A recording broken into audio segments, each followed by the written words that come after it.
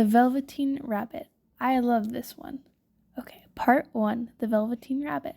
A soft and fluffy velveteen rabbit lived in a toy box in a boy's room. Each day the boy opened the toy box and picked up the velveteen rabbit. The velveteen rabbit felt as happy as the boy. The newer, brighter toys came into the toy box. They had special tricks. Some could move when the boy pushed a button, and others bounced high. The velveteen rabbit had no special tricks or buttons. After a while, the boy started to choose the other new toys. At night, when the toys were back in the toy box, the other toys talked with pride about the fine things they could do. The velveteen rabbit was quiet. There was not much to say. The only other toy in the toy box that was soft and fluffy like the velveteen rabbit could not do any fancy tricks was Cowboy Horse. Cowboy Horse was old and most of his fur was worn away. Cowboy Horse said to the velveteen rabbit, "Do not listen to the rest of them. Soft toys like us are really the lucky ones. We get loved the most. And when the soft toys get loved enough, we can become real." "What do you mean, real?" said the velveteen rabbit. "Being real is the best," said Cowboy Horse. "You can move when you want. When you're real, if you are loved, you can show love back." One day, Nana, who took care of the boy, flew open the lid of the toy box. She said in a busy tone, "Oh dear, that walking doggie is missing. I must find something else for the boy." In a second, the velveteen rabbit was plopped down onto the bed with the boy. This began another happy time for Velveteen Rabbit. Each night, the boy would hold Velveteen Rabbit close in his arms. In the morning, the boy would show the Velveteen Rabbit how to make rabbit holes under the sheets. If the boy went outside to a picnic or to the park, the Velveteen Rabbit would come with him. After all that hugging and holding, much of the Velveteen Rabbit's fur got matted down. Its pink nose grew less pink, but the Velveteen Rabbit did not care. It was happy. One day, the boy became sick. His forehead got very hot. The doctor came and went, and Nana walked back and forth in fear. Day after day, the boy stayed in bed. There was nothing for Velveteen Rabbit to do but to stay in bed too, day after day.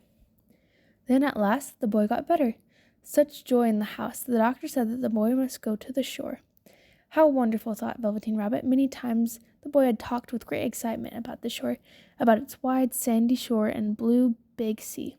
"What about this old bunny?" said Nana, asked the doctor. "That old thing," said the doctor. "It's full of scarlet fever germs. Burn it at once, and get him a new bunny." The Velveteen Rabbit was thrown into a sack along with the boy's bedsheets and old clothes and a lot of junk. The sack was carried to the backyard. The gardener was told to burn the whole thing, but the gardener was too busy picking the beans and peas before nightfall, so he left the sack behind. "I'll take care of it tomorrow," he said. The sack was not tied at the top, and the Velveteen Rabbit fell out. The next day, when the gardener picked up the sack to take it away to be burned, the Velveteen Rabbit was not in it. When it started to rain, the Velveteen Rabbit felt sad.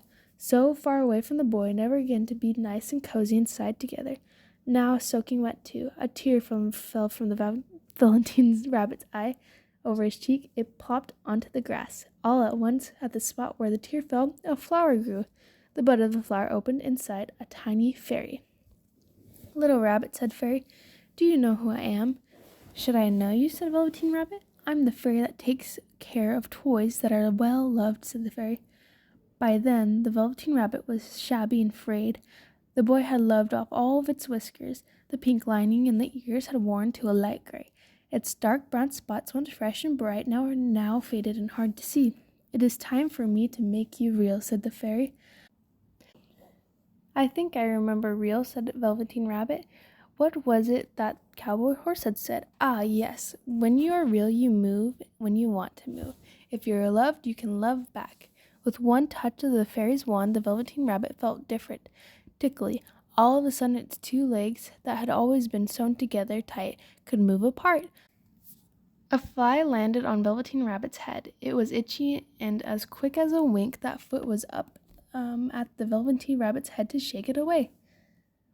"So this is being real. I can move when I want to move. I will show you some new friends," said Fairy, and the fairy took the Velveteen Rabbit to where several rabbits ran and hopped about, so they were all great friends. Time went by. The boy came back from the shore, all better now.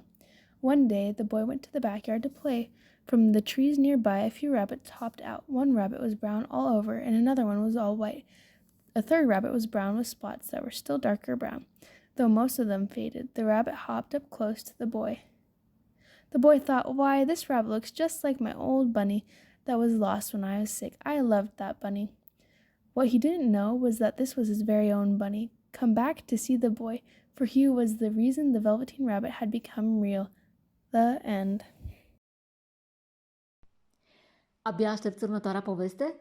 Abonează-te la canalul de YouTube Totul este posibil pentru a primi o notificare când publicăm noile episoade. Noapte bună, copii!